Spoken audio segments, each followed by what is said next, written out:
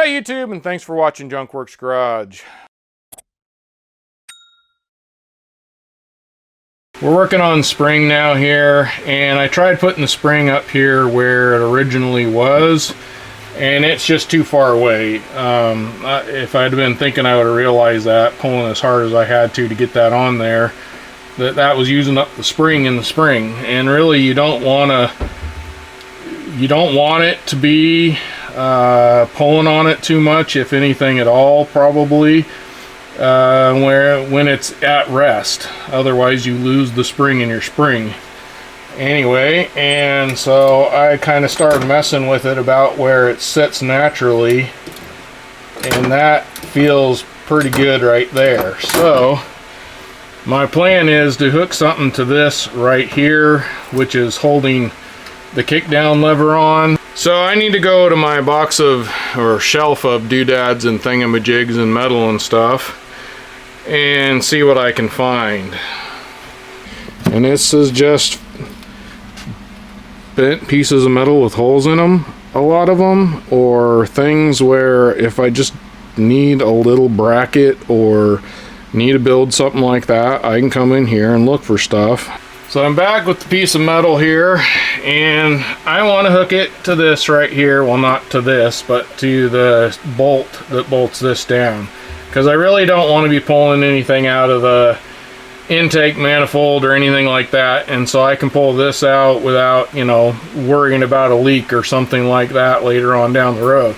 So if I stick this right in this area right here, it's going to be almost right here. So I'm going to take, and with this back, it'd have to come to about there, and that feels a little bit too tight to me.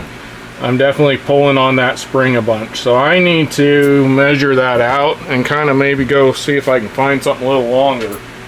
So if this is just kind of sticking naturally where it would be, I need something between 2 and 2.5 inches long to, you know, 2 and 2 1/4 maybe. 2.5 would be too long. 2 1/4 would be about right. If it's a little longer, a little shorter, I can cut it, modify it, drill it. All that stuff's going to have to happen anyway, probably. And here's the problem with having drawers like that, is you find things that might just darn well work perfectly. We'll see. I'm gonna have to do a little bit of modification to it, but I want to see if this will fit in this hole right here. It's already got a hole drilled in it. It's already kind of hitting that side, but it might be a little bit too short.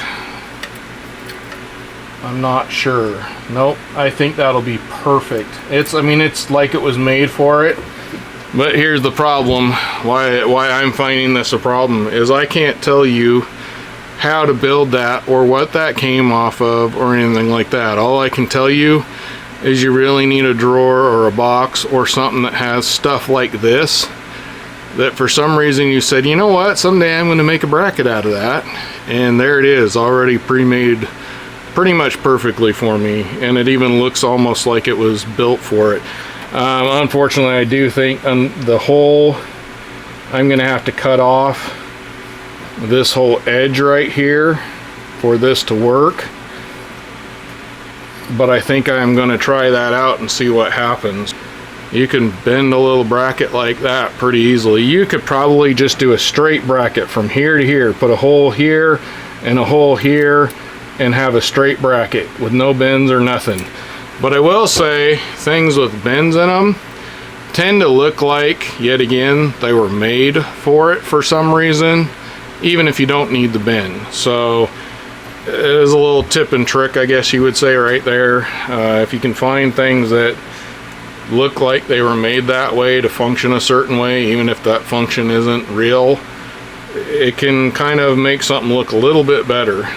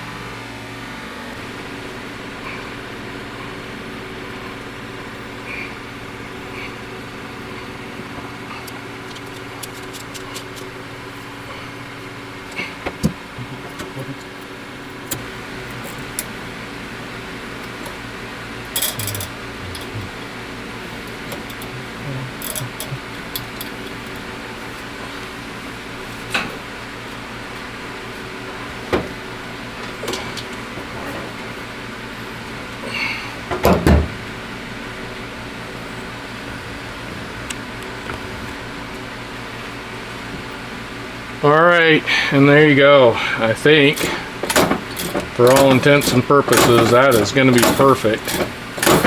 I am very, very, very happy with that. You paint that up, maybe do a little bit more sanding and grinding on it just to make it look a little better, and that almost, not quite, but almost looks like it's supposed to be there. Now the true test. Although it doesn't look like it, I can get in my Mustang now. I have been working on it little by little, but I made it so I can get in the driver's seat and push that pedal. The biggest test yet again, I have not pushed this pedal yet. Me and you are going to see what happens together to see if things work or not. I'm going to go ahead and pop this off of here so it doesn't interfere with anything on accident. And we are going to see whether or not this setup will work, or if it'll, who knows, get caught on something and send me completely out of control. Now I do have to climb in here, which is a little more difficult with all the junk in my way here. Although, being as I'm just going to try and hit it from here. I think I can. So there's about half all the way to the floor. And I can see it is working perfectly fine. Getting ready to do a pass down the quarter mile. And I think it's working. Now, is the carb working? I don't know. It appears to be running through its entire paces, but I don't see anything happening with the choke, but we don't have anything happening right now. But I've done it several times now, and everything really seems like it's working good. I am very happy with that. I am ecstatic about that. Although, obviously I have a long way to go.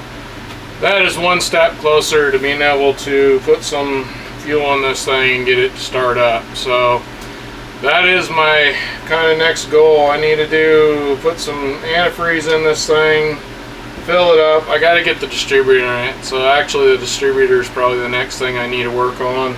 Get that in there, figure out what I'm going to do with that. I have an electronic distributor, but I don't know if I want to take that step yet, because there are some things involved with that and I need to do a little bit more research. And I kind of really want to get most of this back on the road with what I have for the budget build, so to speak, which is why I'm doing it the way I'm doing it. Right now it's homemade parts and pieces and things I find, and I'll try and make them look as good as I can.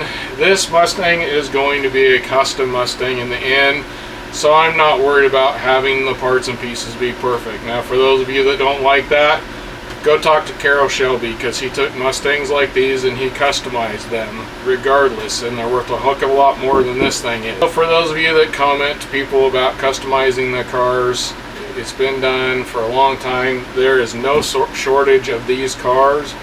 Although they're going to probably be worth a lot more, because a lot more people are cutting the tops off these and making them into fastbacks, which personally I don't like, only because I am not a fastback fan. Even if I could choose between this and a fastback, I'd choose this Mustang. This was my dream Mustang as a kid, so I'm going to build it the way I want to build it.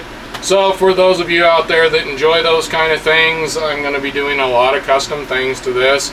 I am not going to make it not look like a Mustang. I am going to enhance what is here, in my opinion. So there you go. Now you know. Now get out there and get your junk working. Thanks for watching Junk Works Garage, where I'm proud to say I'm a jack of all and master of none. You all have a good one.